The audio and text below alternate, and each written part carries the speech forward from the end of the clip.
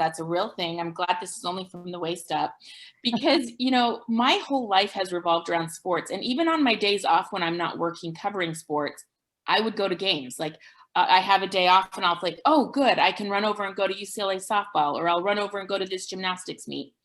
So for me, it was a really big wake up call of what's important in my life. And I realized that family, health, and sports are what are important in my life.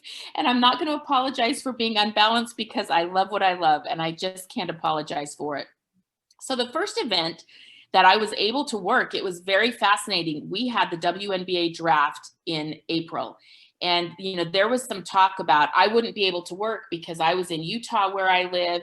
And people were going to try to do things from Bristol and from their homes. And how are we going to manage this virtual draft? It was the first virtual draft of any kind. And I think it went really well. They shipped me a bunch of equipment in my house. We set up a camera in my house, and I sat there in my house, really cute on the top, in yoga pants and bare feet on the bottom, and worked the WNBA draft. And it was really sad for me that these women didn't get to go and have the experience of being in New York and having all their friends and family with them and have this trip. But I will tell you, the thing I loved the most was going to the living rooms of all these families and seeing everybody in their space with their family. Like, more people got to be there and be with these young women, and seeing everything that that entailed. And it really was very special to me to still be able to be part of that. Actually, this background that I stole this idea from Lauren Cox from Baylor. She had an artist down in the Texas area do this beautiful background for her for the draft. And so I called her and I said, I need that background. Not even knowing at the time that I would be on Zoom for the rest of my life. But so I got this Lauren Cox background. You know, I tweaked it for myself in colors that I like, but you can still see my basketball. I'm very proud of my basketball because my life revolves around sports. Then the next thing that happened was very fascinating, and probably the most incredible experience of my lifetime is from April all the way until July, I was just kind of treading water. And I think, like all of us, we're trying to figure out, how can I still be relevant? How can I still work and still be impactful? And so I started just doing stuff on my own. You know, I couldn't go to ESPN. I couldn't do stuff for their television network necessarily, but I did an entire pre-draft series with all of the young women, and we did it all through Zoom, and I edited most of it for myself. Then when the preseason was supposed to start in May, I did a preseason preview for every team in the WNBA. And then I was kind of hearing that we were going to start this bubble, and that they were going to have a bubble in Bradenton, Florida. And so I was just in a standing pattern, and we didn't know if I would be allowed to go or not, because they didn't have enough housing. And so on July 15th in the morning at noon, my boss emailed me and said, Holly, you've been cleared to go to the WNBA bubble. You'll be the only person that is a tier 1 with the players from ESPN. And so I was there, but that was at noon. And she told me that I needed to report to a hotel room in Bradenton, Florida at 5 p.m. that day so that I could begin my quarantine. And so when I tell you, I think I spent $700 at Walgreens because I was like, I don't know what I'll need in the bubble. I don't know when I'll be able to shop again or what I'll be able to do. Threw every clothing I had in my home in a suitcase. And I got to Bradenton, Florida to begin my quarantine. And I tell you what, 6 days in a hotel room by yourself, I'm sure some of you out there have had to do this, but I was thinking, oh, this will be awesome. I'll just veg, I'll watch shows, I'll binge watch stuff. By day 2, I was literally climbing the walls. I did yoga, I did work, I was on Zooms, I did everything I could think of. And I'd look up and it was 4 p.m. in the afternoon. I was like, what do I do now? So that quarantine was very difficult. And then I went from that hotel after the 6th day, on the night of the 6th night, after I had those 7 negative COVID tests, I was able to go over to the hotel on the campus of IMG Academy where the WNBA players were living. And so I had to still quarantine a few more days there. And then I was able to kind of be free. But I tell you, it was the most fascinating experience of my lifetime, because now that we're all, I don't know if you guys know this, but a lot of the ESPN commentators, we're all still working from home. You know, we're all still doing games but we're not on site. And it is very, very difficult. I'm so homesick for the squeak of the shoe or the, all of that, just the excitement and energy that we get from being at games. But at the WNBA, I could be at the games. I was there on the court. And so from July 22nd, I think, around there, 21st, I worked 55 basketball games for the WNBA. And I tell you, it was the most incredible experience of my lifetime because number one, I'm absolutely obsessed with these women. They are strong. They are resilient. They have been put through so much by not being given the same resources that other people get in college sports and in professional sports. And these women continue to do what they love at a high level. And I'm telling you what, the basketball was spectacular. The first few days, everyone's getting their legs, because they had been preparing in their garages and, running up hills near their house. They had not had a typical training camp and conditioning period. So the first couple of days, everybody got their feet. And then I'm telling you, the games were spectacular. So across the landscape in all of sports, TV ratings are down, NBA down, NFL down, Major League Baseball down. But the WNBA ratings were double digits up. And I just really think having all of these powerful women in one place, playing a very high level of basketball, kept the ratings high. But then the other piece of that happened was the social justice piece. And I can't even begin to tell you, there's just so many layers to all of this. But being around so many strong women that collectively combined their voices to stand up against issues. And one of the issues they were very passionate about that I have to be honest, I did not know much about was police brutality against Black women and the victims that we never hear about. And I was absolutely shocked at the staggering number of women who are killed by the police of color. And I think that is something that I will forevermore be passionate about. I will stand up against. I will lend my voice to that same cause because those players educated me of the trauma that they are living daily, being Black people in America, and what they go through and how we have to become more helpful and passionate anti-racist. And so that is something that has changed my life. I'm just going to cry because it was so powerful to me that I can be better and we can all be better uplifting these beautiful women. It has been the experience of my lifetime. So, But from there, I did the WNBA championship game, and 3 days later, I was at a football game covering Texas A&M football. And you talk about the craziest role reversal of life. I went from this very safe bubble that I was, so protected, getting tested every single day. And then I went into this college football environment that it was loosey-goosey. It was all like, there were 30,000 people in the stands. And I was like, don't stand too close to me. I'm sorry to all the Texas A&M people on the sideline because I was really mean to a few people. I would say, please give me some space. Like, why are you, I had gone from being in this bubble to having to be in public. It was really hard. But college football was good. I mean, it was unusual. It was difficult. But I'm really proud of those kids who played. And, I had all kinds of moral discussions in my own brain on, was this the right thing to do? Should we be playing college football games? But every single player I spoke to was grateful they were playing and said they wanted to play. And I would try to get kids away from their coaches and get the real scoop, and they all wanted to play. And I think what I've learned about our society that I'd like to pass on to you all today, and most of you already know it because you're athletes and you're aspiring athletes, sports mattered. Moving as humans and competing and that feeling we get from sports, it matters. I have looked across the landscape when we're sitting at home with no sports on whatsoever. And I've really had these long talks with myself about why as a culture is America so obsessed with sport? Why is this such a big deal in our culture? And I just think that there is no greater teacher of teamwork, how to be competitive, because you have to be competitive in society with your job now more than ever. Jobs are scarce right now. We have to be competitive, but it teaches you so much about yourself, about how to overcome, how to be strong, how to work through difficulty, how to come back from adversity.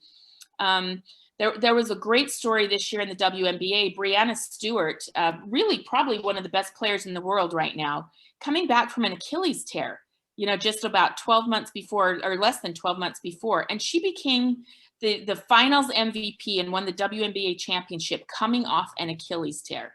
And just the strength and resilience that she showed of what she could get through. So I guess I leave this very unusual time. I mean, I feel like I've been through a lifetime since I saw all of you last in person. But I have come out of this pandemic, number one, a stronger person of what matters, what is really important in my life, and how can I focus distinctly on my passion and what I care about. I think it's important. I think I've realized it's okay to stay home and not be go, go, go, and be very distracted in life. Like, I want to stay very centered and focused on what I care about. But the other thing it has taught me is sports matter in our communities. They matter to our young people. They matter to our strength of spirit as humans. And I think that if we can continue to sport, I love what you were saying, Deborah, about we decided, should we cancel, or should we do this or not? And, this was a lesson I learned throughout my 4-year battle with cancer, is if I gave up on things, I was letting the cancer win. And so I know we want to be safe and we want to be careful. We're in a pandemic and people have lost loved ones. This has been excruciating, but I don't want us to give up on what makes us essentially humans and passionate and strong. And so whatever that is in your life, don't let it slip away. Find a way to adapt. I have been doing interviews with student athletes just so I can feel connected to them. And when I get ready to cover their games, I've got great stories about them. I did a fantastic Zoom last night with an athlete named Natasha Mack. You'll probably hear about her in the WNBA draft. She plays at Oklahoma State. She is averaging 20 points, 12 rebounds a game in Big 12 play. And she gave up basketball for a year. She came out of high school. Her first choice of school she went to wasn't a good fit, and she gave up the game. And she went and worked in a poultry processing plant as chickens would come down this conveyor belt, 90 chickens an hour, and she would cut off their wings. She was the processor that was cutting chicken parts. And after working there for almost a year, she decided, maybe I'll give basketball another try. And here she is with a scholarship, getting her degree, leading the Big 12 in many categories, and she will be picked in the WNBA draft. And like those kind of stories, I'm sitting at my house, but I can still be fulfilled and inspired by others by staying connected in that manner. So whatever it is you are passionate about, stay connected, keep trying, find a way around what we're going through. Hopefully we're getting out of this and we're starting to come out of this. I know the numbers are looking very, very positive, but whatever it is that you have in your life that you care about, keep doing it. I'm going to stop apologizing for being obsessed with sports and being a total sports addict. I'm just going to stop apologizing and people thinking I'm crazy. That's what I love. That's what I care about. I was sitting here on the couch last night, flipping back and forth between 4 games and happy as a clam. So stay passionate, stay connected, and keep having a great strength of spirit and overcoming that adversity, because from the women of the WNBA, from the players in college football to the lessons I've learned in my own life, I think sports matter for all of us. And I think most of you would agree, because we're here supporting all these wonderful athletes in your community. Yeah.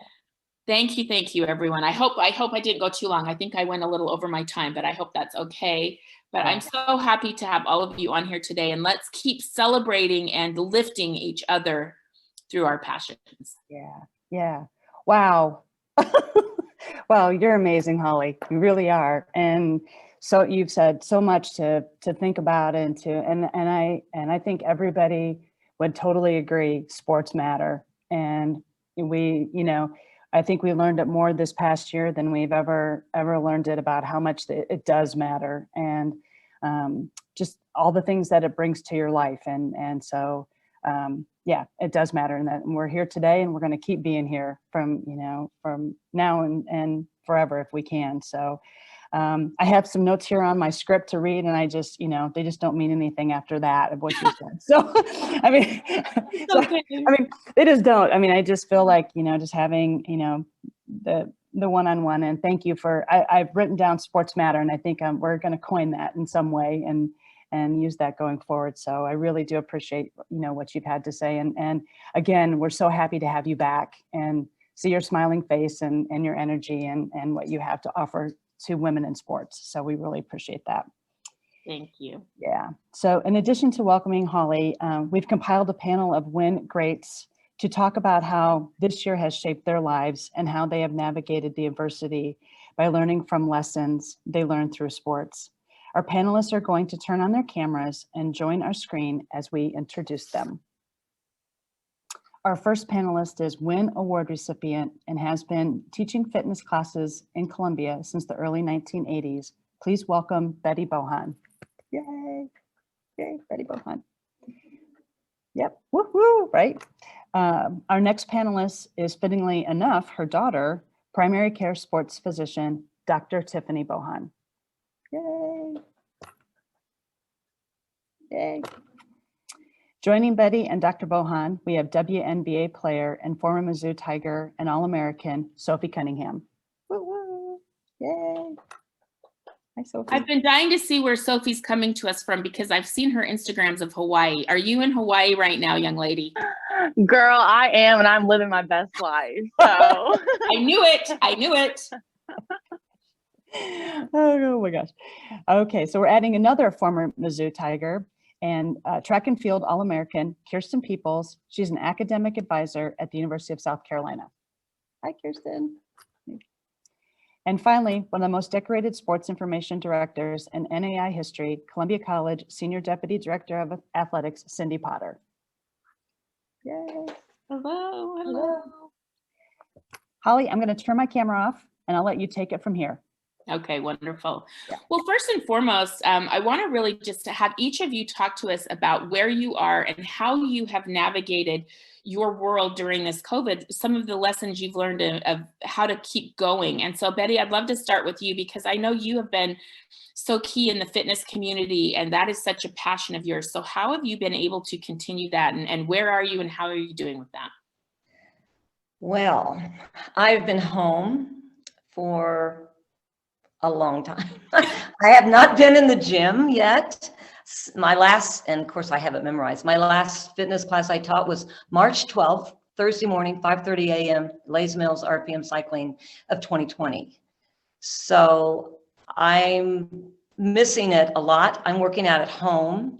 I email, I Zoom, I talk to my friends, that have been in my class, but I miss it so much. So that's what I've been doing. I have all my family in town, so I'm thankful with that. Lots of friends, 2 grandsons, so lots of family time and, social distancing. But I did just get my second COVID shot last Friday, so things may be looking up, but it's tough. I do miss it, so. Yeah, I've been doing a lot of fitness classes on Zoom. Like I have some friends that are, Zumba teachers or what have you. Yeah. So I've been appreciative that people could adapt a little bit. Okay, Tiffany, Dr. Tiffany Bohan, tell us a little bit about how you've navigated this very unique time. Yeah, so it was kind of slow at the beginning, and then the last few months have been really busy in terms of helping with football, as you said. Getting into Division I football was a big change from the summer of kind of slowing down and doing more telemedicine. So we were tested 3 times a week. So it wasn't every day like you were doing initially, but doing that, really reaching out to different schools. I think the collaboration has been really important and good. Some silver linings for sure, but it has been busy. I think healthcare now more than ever is important. And so I think people are really appreciating all that people are doing, the ER, taking care of COVID patients and everything. I think it's been a good year, but definitely busy being in clinic and then also having my role with athletics. It's been interesting to see all the effort that's gone into that, from athletic trainers to coaches, the players, and all their families, not being able to see their families as much, and even not seeing my parents as much, and sacrificing things to be able to, for the love of sport, to be able to continue it. So it's been interesting and busy, but good overall to get to know people at different institutions where now I have a lot more cell phone numbers of people throughout the SEC that I call friends and colleagues. Yeah, it's interesting. You talk about student athletes. We had somebody said something to me about, a lot of games that we were doing, there were no fans in the stands. Like I would do Big Ten football games and there would be no one in the stands. And someone said, you ESPN announcers need to focus on the kid. Sometimes we do big picture things, talking about the national landscape. And they said, you're the only lifeline for parents right now on television watching their kid. So please focus more in on the kids. And I really took that to heart. And I'm trying to do that more in my broadcasts, because how people are viewing sports has changed as well. So I'm glad you said that kids could not be around their parents. All right, Sophie, I'm going to put you on the spot with a different question that was not pre-planned, because we were there together in the WNBA bubble. And I would love to get your thoughts on that, because for me, it was quite a life-changing experience. And I wondered how you managed it, because it was very difficult, I think, from a mental health standpoint. I was in the same hotel room for 87 days. I would move my furniture around on Saturdays to feel like I had gone somewhere. I wanted to know what were some of your great takeaways from that experience, and how did you manage getting through that? She played great, by the way. She was awesome. Well, thank you. And I'm supposed to tell you hi for my mom, and I still get in trouble for my mom, so I'm making sure to do that. Done. But no, I fully prepared for the bubble. Like you said, it was so unknown. But I actually got COVID twice before entering the bubble. And so I had a quarantine for 32 days in a hotel room, 32. And if anyone knows me, like I can like entertain myself and I can talk to a wall for 7 hours, but 32 days was pushing it for me. And so mentally that was pretty tough. And of course, when you're in a hotel room, you can't really work out, do a lot of basketball things. And so it kind of put me back a little bit, but it was all about perspective and controlling what you can control. And so, and I think that's what I've taken away from this year is control what you can control, because that's all you got. But that the bubble was fascinating. And I think there was a lot of unique things. There's a lot of great changes, a lot of great and tough discussions that needed to be had in our organization. And the basketball was amazing. I love to compete. I love to just go play and have fun and share those experiences with my teammates. But I do think something that is very underrated that a lot of people don't know is we had one pool pretty much. That's really our only thing we could have done is go to the pool and maybe ride bikes around the campus for 3.5 months. And so for me, who likes to be outdoors, when I'm not playing basketball, I like to get away and be in nature, go to the pool, but kind of be away from people. That a lot of us WNBA players and NBA players, talking to them, it was draining for our mental health. And so, yes, the sports were fun, but when I got home, I wasn't myself. I think it was kind of depressing. Like you just had to work through things that you never had to work through before. But now, heck, I've learned how to channel those thoughts and do this type of thing. And I'm in Hawaii, doing my thing. So it's been good. Oh, I'm watching all the Instagrams. I'm very jealous. Yeah, it was very challenging from a mental health standpoint because you didn't go anywhere. And so I remember waking up and I just felt like someone had a brick on my brain. I just think it was this level of depression. It was very challenging, but I was proud of you. If you didn't follow along, Sophie became a starter for the Phoenix Mercury. She was just unbelievable, had a really good year. And this is your second year, third year? Going into my third. Going into your third. So really, yes. I thought she made a huge jump from just a partial contributor in her first year, key piece, but partial, to become a starter. Very, very proud of you. Okay, Kirsten, tell us how you have managed all of this. You're there at South Carolina and you're still working in athletics and academics. How have you been managing? Well, to say that it hasn't been a roller coaster would be a definite lie.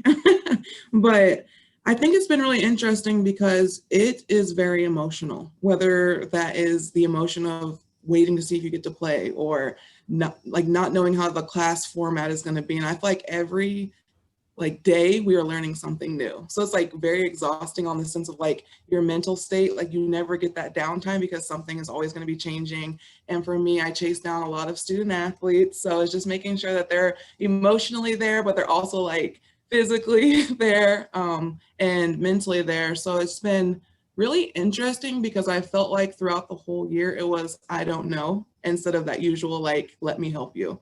So I think just from that perspective of, I don't know if you're going to be competing next season. I don't know if you're gonna be able to go to summer school. I don't know if you're gonna be able to stay, at the time I was at Southern Utah, like, I don't know if you're gonna be able to stay in town for the summer. So on top of just like me and my coworkers trying to figure it out, it was also the 500 plus student athletes we had asking us questions that we didn't know. So I just feel like every day, and still we're just trying to figure it out and do what's best for the student athletes, but it's been crazy.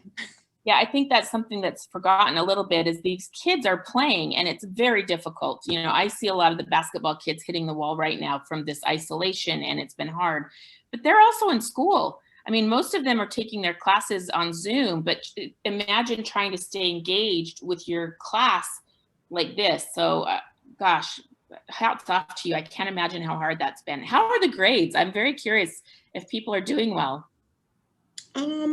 I think it's the same, but I think the student athletes are really stepping up. But some people thrive in the online environment and some don't. But if you give them the resources that they need sooner rather than later, then I think that's good. But it's forced us to communicate more. And I think that's a big takeaway from the pandemic, is like communication is so important to make sure that everyone is still like on the same page with what needs to be done.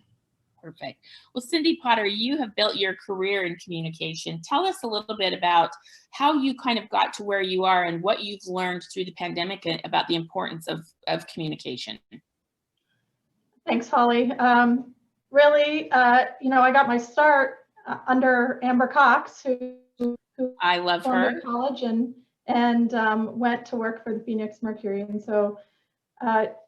She really opened my eyes to a career in college athletics. And then when she took that step with the Phoenix Mercury, that really, just gave me a glimpse of what I could do in the future, even as an undergrad. And so, I think you're right. Communication, Kirsten hit every nail on the head for me.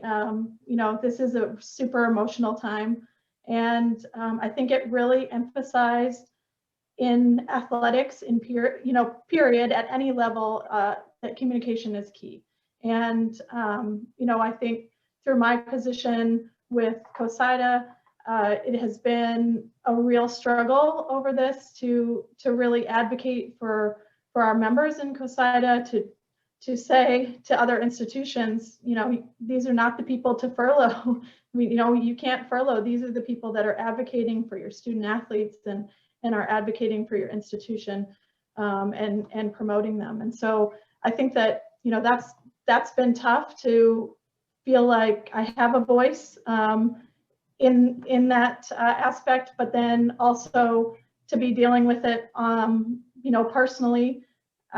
It's been over a year now since I've seen my family. I'm originally from Canada, and so having the border closed and everything has been huge. I've got 2 young kids, and so balancing act of being an advocate for our members, doing what I can for the Columbia College students, and then also the personal side of things has been very difficult, and communication is key. So I'm glad that this is year number 19, and I'm glad that that this is the profession that I'm in. Wonderful. Yeah, I would imagine we're seeing a lot of people lose jobs in college athletics and athletics in general. I love that you brought up Amber Cox. She just left the Connecticut Sun, where she was the general manager, and did a great job putting together their roster. And she's now just taken a job there with Kansas City National Women's Soccer League. So I hope all of you who go to Kansas City or want to support women's sports, she would be a great resource for all of you. And I hope that you will support her, because I think it's a big deal that we have these women's soccer teams around the country, and we need more pro leagues and good pro leagues for women. So these young athletes and this parade of champions that we saw today, that they have somewhere to play when they get older. So that's very important. Okay, we have a few athletes on here today. I know I've got to go a little quicker. Let's go a little quicker. Each of you have received an award from WIN for Columbia. So each of you just quickly, we'll go Betty, Tiffany, Sophie, Kirsten, Cindy. We'll go in that same order. If you'll quickly just go across what it meant for you to get that award and why you thought you achieved it. What were some accomplishments you were proud of? I think women don't often want to shout out themselves because we feel like we're too cocky or it's inappropriate. So I want a big shout out of, I'm really proud of myself that I did this and got this award. Okay. Go ahead, Betty. Okay. I love that question, and thank you for putting that in, because as a female athlete, I'm going to cry. I've never considered myself as an athlete, but so when I got that award, I mean, I've been teaching group fitness classes since like 1986, I think. And so I did something that I loved, and I just did it. And I had mentors along my way. I did win the mentor award to help me, to inspire me to start running. And then I ran marathons, and then to start biking, and I did MS 150 several times. And, you know, and so with all of that said, I didn't have any girls sports because it was before Title IX. In the 50s and 60s when I was in grade school and junior high and high school. And all we had was Presidential Physical Fitness Awards, which I will say I did get in high school. That was probably my first award as a, I guess, coin the phrase athlete. I was pretty quick and fast in the shuttle run and the chin pull and all that. But I didn't take it as anything, you know, because I was a girl. And then I started walking to lose weight after my first child. And then that evolved into running, and then I started taking group classes, and I loved teaching because I was at high school home economics. I could cook and sew and sing. That's what I always did. My daughter's laughing, but and so when I did, you know, I won a Heart of America marathon in Columbia, and who'd have thought that I could run 26.2 miles when I couldn't even walk 0.2? So it's just evolved, and I love my classes, and I love teaching fitness, and now I'm just teaching cycling indoors, and I've been training myself indoors. But I'm thankful that I'm a group fitness instructor, because it's been easy for me during COVID to work out at home, because I'm very self-motivated and I have the tools, I have the music, and since I teach classes. So yeah, thank you. I love that. You are an athlete. Think about that. You've used your body as a strong athletic vessel for all these years since you've been teaching in 1986. You are an athlete. And by the way, I still to this day have my presidential patches. I still own those.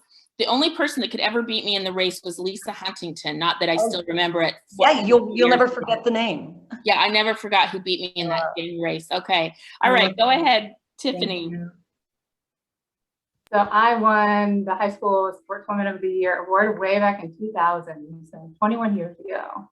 I was a 4-time state champion in swimming. So it was the first individual Missouri, I guess, event to win the same event 4 years in a row. So that consistency, I think, of winning each year is what earned me that award. Yeah, my mom was excited. So it was an honor to get that, not only for me, but for my coaches. Just to win state was a great thing, but to do it 4 times in a row was, you know, there are ups and downs throughout that and different people I was competing against. But I think just the, you know, consistency of that and realizing, you know, even when I was in Hawaii, like Sophie, I was still training and things like that, to just be able to do, you know, to get those goals. It would be great to win, but realizing that even if I didn't, it was okay. But it was kind of icing on the cake to work really hard and have great coaches, and not only for myself, but for my family and for my coaches, to be able to win state my senior year of high school again was pretty exciting. So the fact that we had this organization to be able to be celebrated was great, because this is really opened my eyes to it. You know, it hadn't been around for very many years at that time, but it's great to see that it's still continuing on. And I love seeing the Parade of Champions and all the people that are doing what I did years ago, and just how important that was to me and still is today. I just want to ask you one quick question, is what kind of example has your mother been? That she's been so active your whole life. Like, how did she set an example for you? And what can parents do to set an example of, I'm not going to make my kid get up and do stuff, but if I'm active, I feel like my kids will be active.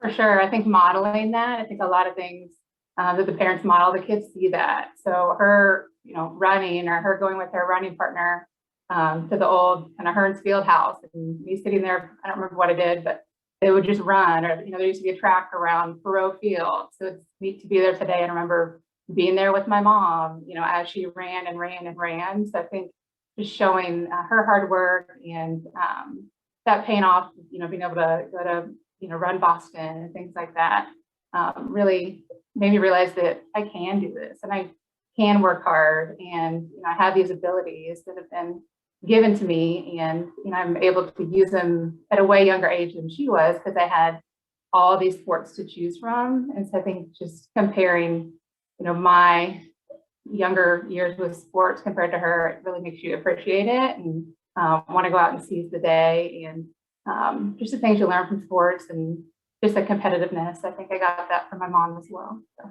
did you just casually mention that you've run the Boston Marathon? She has, not me. Yeah, my mom, yeah. Casual mention. Yeah, okay. No, okay. Yeah. Okay, Sophie. So I think I won the high school sports person and collegiate sports person. I was blessed enough to have great teammates in high school, and we won 4 state championships in a row all my 4 years. But that comes with a very supportive mom and a great girl dad who was always there and always made me have my chin up and my shoulders back, and no one was going to tilt this crown because I was always going to be the hardest worker. And so I think just my support system and having great teammates and having great coaches and just great people around me to always feed me that confidence has allowed me to be confident. And now I want to give back to the younger girls who are where I was, and so I think it's this whole WIN organization is great because we do get to celebrate women in sport. And in college I put in the extra time, and I think that I'm willing to be confident, and I have so much fun on the court because I know that I've worked hard and that I deserve that. And so I think that's something that for the kids who are listening, for the young girls who are listening, and even the men, that I think if you put in the extra time and you work hard and you are the hardest worker, that you have all the right to go out there and smile and have fun and enjoy the sport that you're doing. And so I'm really grateful for this community and all the fun memories and laughs it's brought me and my family. So, yeah. Okay, Kirsten. Yes, so I think it's kind of a loaded question because it's like, and it's an amazing experience, but I think more so I kind of look at my experience. I got the collegiate award, I think maybe twice during my career, but the biggest thing is every time I was a little bit shocked that I was nominated for it. And it wasn't that I didn't think I was deserving of it. It was just that knowing that there was a community of people in Columbia that like supported me or watching what I was doing, like that was exactly how I tried to present myself as an athlete, but also like as a mentor to student athletes I work with now. Is like, I am a strong female. I am a thrower for track and field. Track and field doesn't get a lot of love. So it's like, I'm going to compose myself and show that it is okay to be strong. It is okay to not be small. Like all of those things that I wanted like female athletes to see, and you could be successful doing that. Just the same as Sophie said, like work hard, try and prove yourself in your sport. Getting All-American and stuff, like you're gonna get that because that's how the NCAA operates, but getting a WIN award means that people took time to nominate you and they thought that you were doing what you're supposed to be doing in the community to get that award. And I think that sets it apart from any success you can have in college. I love that. The community support, I think, is a huge deal because that structure is in place. And then, yeah, I love what Sophie said is no one's gonna tilt this crown. I think women sometimes make ourselves small to fit in or find our place instead of make the world fit around me. So I love that. No one's going to tilt this crown. That's my takeaway. Okay, Cindy. All right. Well, ditto to everything that everyone just said. I feel like I relate a lot to Betty, but maybe the opposite. I was the athlete, and I, played everything and did everything, and then I had kids and decided that was a good excuse to not do anything anymore. So, but I totally feel what you said, Holly. I think that it is hard to just as a female, and I don't know why it's hard, but it is hard to, toot your own horn and praise yourself. And so this WIN community has been so inspiring to me. I did come, to Columbia and play softball at Columbia College, but I received the Mentor of the Year award, and it was for coaching marathons, coaching with Team in Training for the Leukemia and Lymphoma Society. And I never really considered myself a runner. I played everything else, any sort of sport that had a ball involved, I was in. And so to be recognized for something that you don't feel like you're, strong enough and qualified to coach in, just said to me that, I was changing lives and making a difference with people who, maybe that was their lifetime goal of running a marathon, and I was helping them get there. And so that was super inspiring. And like Kirsten said, to know that there were people in this community that I, had not been a part of for a long time, that they were watching and recognizing individuals like myself.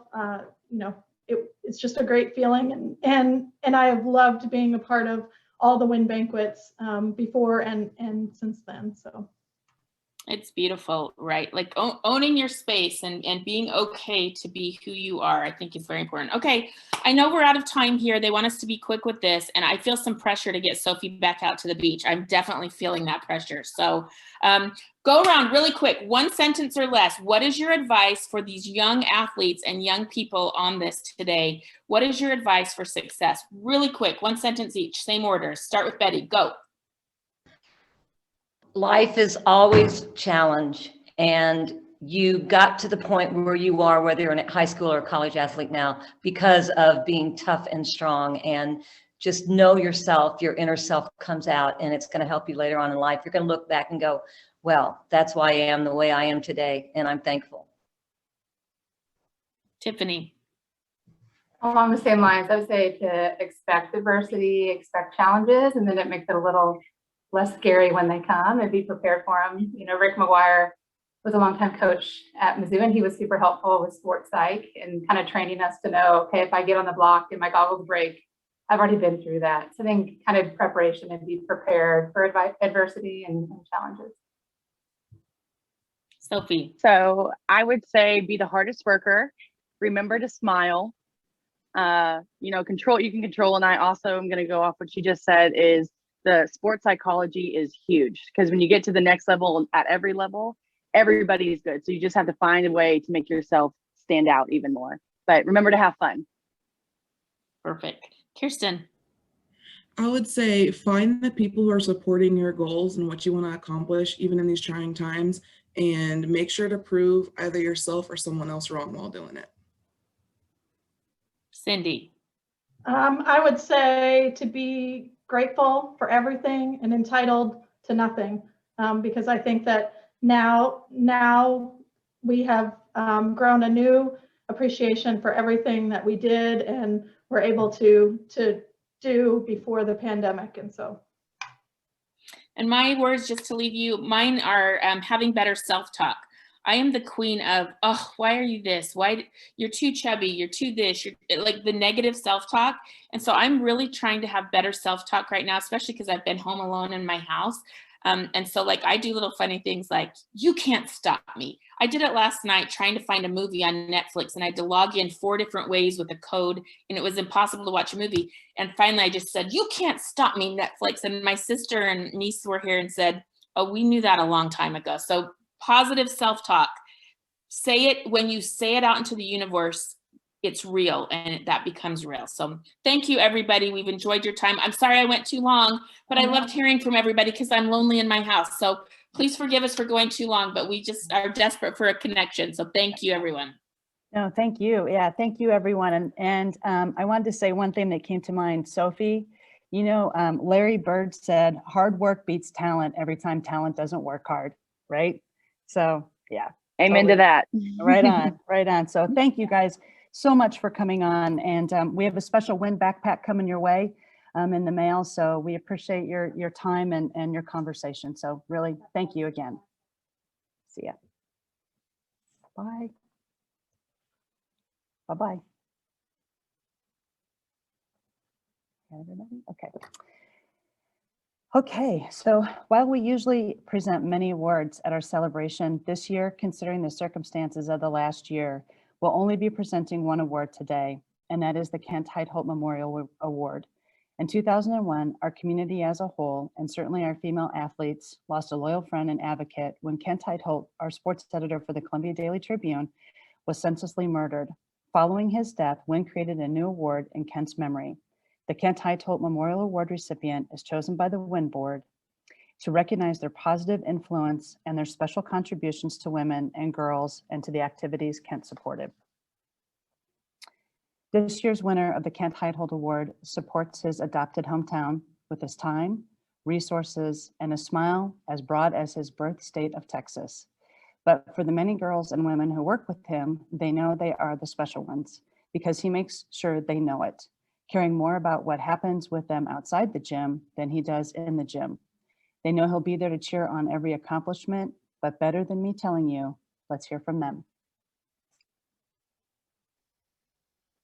When your favorite gym closed, hey, API be open, so you might as well come stop by, burn them calories, and get after it, all right? Other than that, man, y'all have a beautiful day.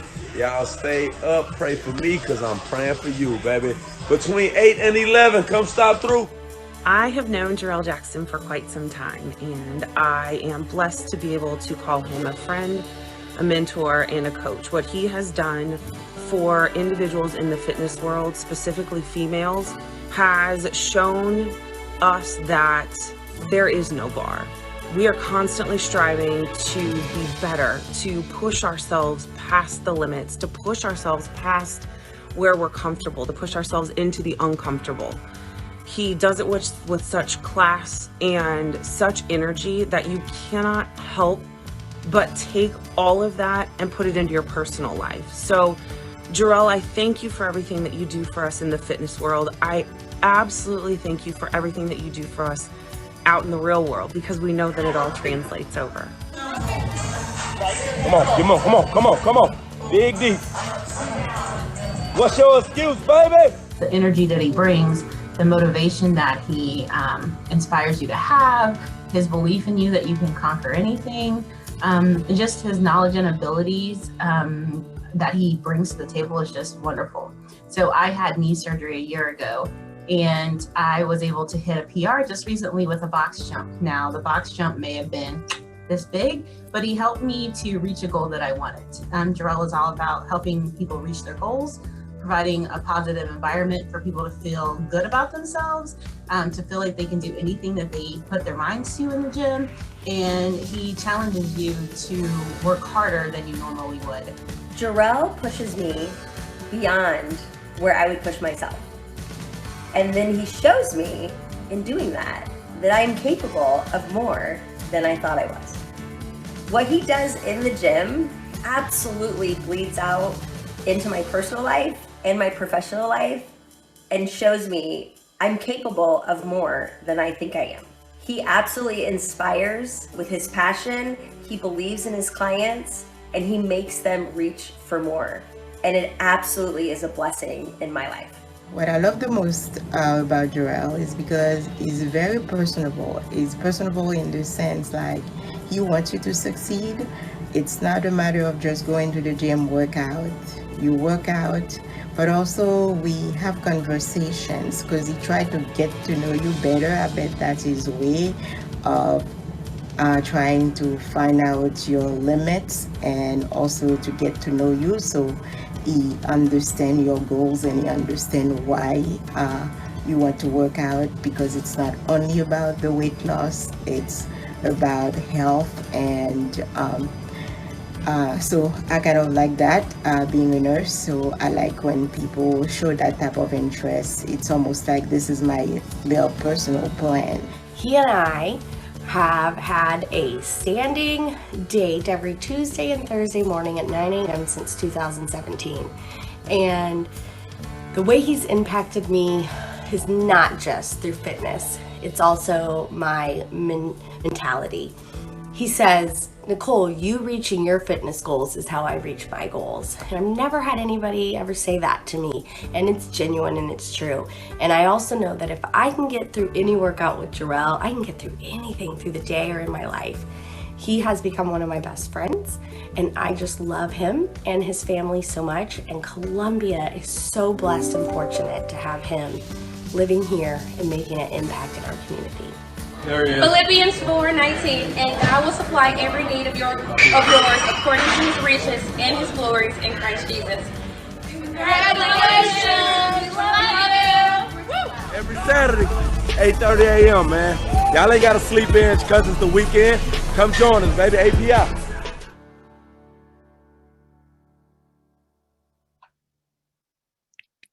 Yay. Please help me congratulate this year's Kent Heitholt Award winner, Jarrell Jackson, co-owner of API Project Fitness.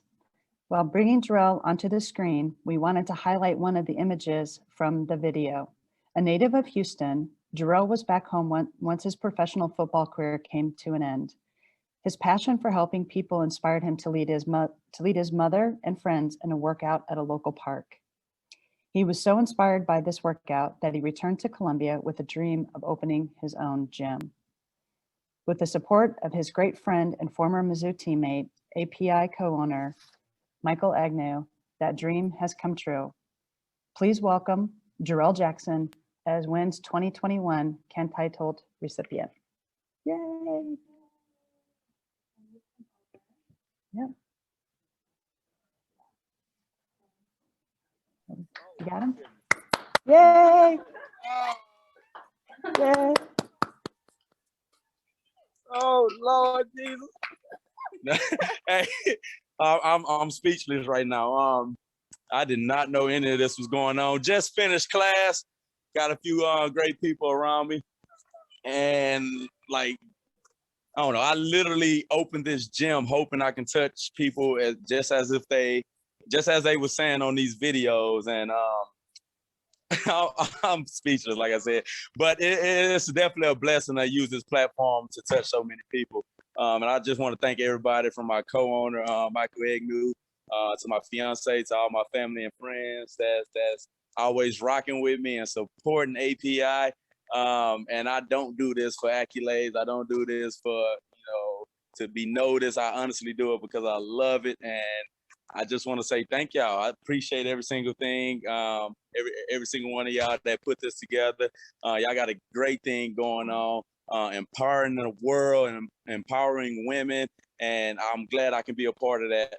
So thank y'all again. I appreciate every single one of y'all, and I'm very excited to get this award. And shout out to everybody that loves API, that supports API, and that put this together to Well done. Yeah, well done. Yeah, congratulations, Jarrell. You've earned it. Thank you very much. Yeah, yeah. And we have an award for you that you'll be getting, so I'm giving it to you. So. All right, now. It's the year starting off good, baby. That's what I'm talking about. There you go. Right on. So congratulations again. Thank you very much. Y'all have a beautiful day. You too. Good. Bye. Bye. That's awesome. That was awesome. That was great. Congratulations again, Jarrell. Love it. Okay, as our final recognition of this celebration, I was getting cues. As our final recognition of this celebration, we want to give you a peek of the faces behind our virtual celebration. So please help me give a virtual hand to our board members. Board members, please turn your cameras on.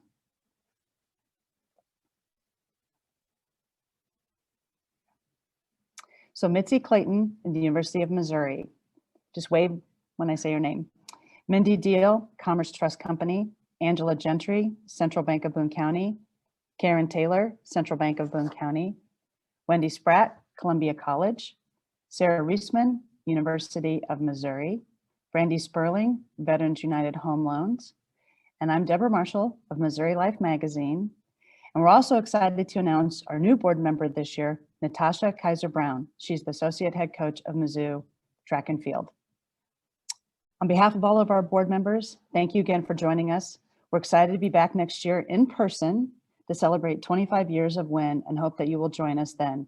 Thank you again to our sponsors, our host and moderator, Holly Rowe, and our amazing win greats that served as our panelists today. Have a great day, everyone, and thanks for joining us. Bye.